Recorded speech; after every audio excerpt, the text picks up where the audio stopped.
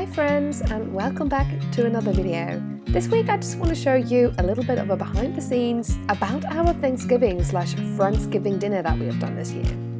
At this point I should probably add that we live in the UK, where Thanksgiving is not widely celebrated, or at least not traditionally celebrated. However, I love a good excuse to make a very festive meal and invite some friends around. So this year we decided that we wanted to celebrate Thanksgiving for the first time together. A little disclaimer to come along with that, because this Thanksgiving/Friendsgiving was actually done in October for the Canadian Thanksgiving dates, when the UK has not been in lockdown. Back then we actually had a rule of 6, so you could have up to 6 people coming together, and this is exactly what we did. We just invited 2 other couples around just to enjoy a lovely Friendsgiving dinner with us.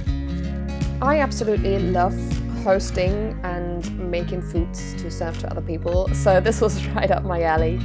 I actually started cooking the day before we had everyone around. I kind of knew, with all of the ideas I had written down and all of the things I wanted to test out, that it was going to take some time, so I started the day before and then had everyone coming around the next day. And I think in total I cooked for about 12 hours, which sounds kind of crazy. It was very hectic, especially towards the end, but it was still fun and everybody really loved the food. As you can surely imagine, the whole cooking process was quite a hectic and stressful time. So I didn't film all of the full recipes, but I still wanted to give you like a run through, maybe give you some inspiration of what you could cook maybe for next year's Thanksgiving or also for your Christmas, because I find like both of them are like really festive meals that we usually have, and yeah, maybe you can get some inspiration from here. When I prepare a meal like this, I have to admit I don't always prepare the exact recipes up front, so I don't always know how exactly I'm going to put things together, but what I do is that I often come up with some ideas or recipe directions that I really like. I can then think about some ingredients that I might eat. I get all of them, and then on the day I just start cooking and then just figure things out as I go along. What I started with on this first day of preparations was actually my raspberry chutney. The recipe for this is actually on the blog. This is a recipe I've made multiple times before, and I think it always has like a really, really deep, rich flavor, and it goes really, really well with an abundance of other meals. So this is why I prepared the chutney, and it's an easy one to prepare because you can just leave it in the fridge overnight and it'll taste even better on the second day. I also prepared a whole bunch of squash and pumpkin, and roasted quite a bit of it, and also juiced part of it, because I actually made like a nice mild pumpkin juice, which was really delicious. All of the scraps from juicing the pumpkin didn't actually go to waste. I made some pumpkin and apple crackers and served them alongside some pumpkin hummus. Here you can actually see me consulting my notes and making some more notes. Often whilst I cook, when I'm just, winging things and making things up as I go along, I just write down my ingredients and the amounts I've used so that, I can refer back to this recipe afterwards. I always have little notepads for this in the kitchen, and I'm finding it like super helpful.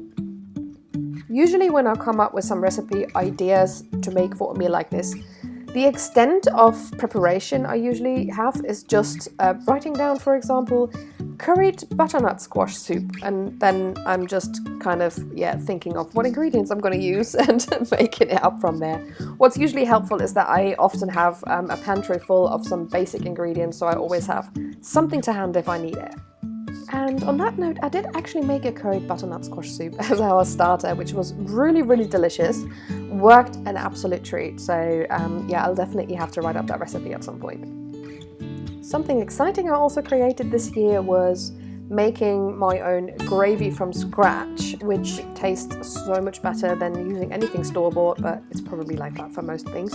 I made a red onion and red wine gravy, and it was just so full of flavor. It was really, really delicious. For the gravy and also for the soup that I made, I actually cut a whole bunch of additional vegetables, such as carrots and also some celery. And as you can see, there are quite a few scraps, but I'm not getting rid of those scraps. I actually kept them to make my own stock, which then also went back into the gravy. So I'm kind of trying to reduce the kind of food waste created during cooking. Here you can actually see me collect all of my scraps and putting it into a separate saucepan to start simmering with my own broth. Cooking a big meal like this is definitely multitasking. There's just no other way to do all of it. I honestly wish I could share the scent through a video, because by this point the kitchen actually smelled absolutely fantastic with, you know, the red wine scent from the gravy and then also the raspberry chutney. For my sides, I actually picked a couple of potato-based dishes. One of the first things I made was kind of like a caramelized onion mash, and I used a mash mixed from regular potatoes and sweet potatoes. During the multitasking cooking time, I did actually run out of space on my stove, so I was using my small electrical stove like on the side. I normally just use this for filming recipe videos. I also ran out of like large saucepans, so I'm like cooking my potatoes for the mash in a frying pan instead. I honestly have to say that this whole process looks so much quicker looking back at all of these videos, but of course I didn't film everything, but you can tell by this time it was already like pitch black outside. It was evening, and I think I started around midday with all of my preparations, so yeah, it was definitely a time-intense endeavour. And here we are on the morning of the big day. I actually wish I had started preparing earlier on this day, but for some reason I thought I could have a quiet morning and relax and take a bath and start getting ready, so don't be surprised about these odd things on my head. These are actually sleep stylers. I don't sleep in them because I still find it too comfortable. I'm very sensitive when it comes to my sleep, but yeah, I just washed my hair in the morning and then put my hair into these sleep stylers so that by the afternoon when everybody would arrive, my hair would be like nicely done and wavy and curly, and yeah, it's just a low effort thing, but yeah. You're gonna have to deal with looking at me with this funny hairstyle now for the next couple of clips. On this morning, I actually got my cast iron pans out. I love cooking with those, especially when I make roasts. I just think they kind of fry in there a little bit better. Here I'm currently cooking some sausages, because I actually made some sausage rolls as well. For the whole table spread, I kind of just wanted to have like one or two bigger things and then lots and lots of side dishes and smaller items so that, you know, people can try a little bit of everything pretty much. Now, the previous evening I'd actually started preparing a roast, which I sadly didn't film many clips of, but yeah, here I'm just pan frying it just to give it like a nice crispy outer layer. And it's kind of like a hybrid between a nut roast and a seitan roast, and I kind of wanted to try this out for a while, so yeah, this was just a perfect opportunity. When I pan fry my seitan roasts, I usually add them to a pan alongside with some oil. I often add onions or garlic into the pan as well, just to kind of, you know, keep a nice flavor in the pan, and then I regularly brush it with more oil and also a mix of soy sauce and maple syrup, just to kind of give it like a sweet, salty outer layer, if that makes sense. This kind of frying process usually takes between like 15 and 20 minutes of like, you know, constantly turning the roast around and brushing more on top until it's kind of crispy all the way around. Here I'm making a start on the dessert, and for the dessert this time I picked a pecan pie that I had wanted to try out for a long time. I actually made my own pastry base, and I'm just flipping this out onto the pie shape. This is usually how I do it. I've got these silicone baking mats which are just amazing for things like that. They just make it easier like to handle. And yeah, I usually just cut it around the edges just to get rid of any excess, and then I use my hands in order to just make that edge like really nice and smooth. To make sure that the pastry doesn't actually get a soggy bottom, what is important to first blind bake it, and by blind baking it just means that you fill it with something heavy-ish. I've got these baking beans that I use for this, but you could actually just use some dried beans as well, or dried lentils, and then just fill them into your pastry and bake it in the oven so that the pastry is almost done before you put your filling inside.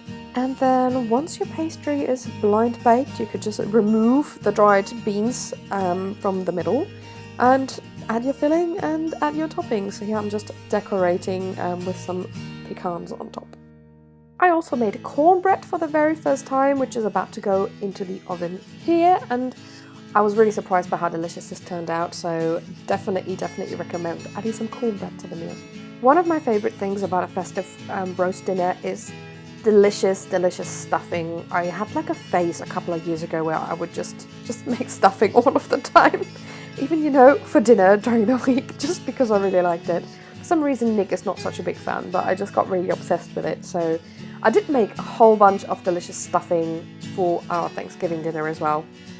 I didn't actually serve the roast just as it was after it was pan fried. Instead I kind of made it a Wellington. So I covered it with some puff pastry. Here you can see me unrolling it.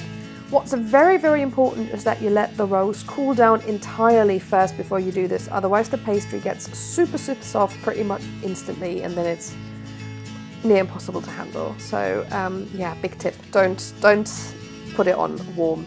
I've got some roast recipes like this, like not this exact one, but similar ones with like a seitan Wellington on the website. So please have a look there if you're looking to make something similar. Usually when you wrap something like this in pre-rolled puff pastry, you end up with some little scraps, but they're always super helpful to use for your decoration. So this is what I've done here. I've done like some simple braids to go on the outside, put some nice leaf and heart shapes onto the top. And before it goes into the oven, I always brush it with a mix of soy sauce and a little bit of oil, just so that it turns out like a nice golden color in the oven. You can tell by this point that Nick's also kind of frantically running around in the background trying to help me get everything done until people were coming. It was quite a race towards the end. I hoped I could spend a little bit more time on the decoration, but in the end it was like a 5-minute job before everybody arrived. So here you can see us very quickly setting the table and getting everything ready. Luckily my hair was ready by this time. I did look as if I spent more time in the bathroom than I actually did. This is why I love those sleep stylists, they're so good. So this is all in our downstairs kitchen / dining area. We've got 2 tables down there, which usually I use for my work, but yeah, when we have people around, the whole room kind of just changes into a dining room rather than a photo studio. We set up one of the big tables to sit at, and then this little side table that I have is actually where we put all of the food, kind of like a buffet. And I also spread across a couple of our autumn-based fairy lights. But yeah, anyways, yeah, I'm just giving you a very quick and hectic overview of what it is that I actually cooked, because by this time our guests were actually there and I was just really rushing, trying to, yeah, get everything out, get everything ready to eat, and didn't actually catch that many shots of everything. So I wish I captured a little bit more of all the final dishes, but it was just also hectic towards the end. I put a whole bunch of links in the description below, so you can have a look at some of the recipes are on the blog that I've made this year, or some other roast recipes to kind of inspire your roast dinners. And yeah, let me know what you cooked this year for Thanksgiving, if you celebrated Thanksgiving at all. Let me know if you managed to celebrate with friends or with family, or if you just skipped this whole year altogether. And yeah, I hope I'll see you in the next video.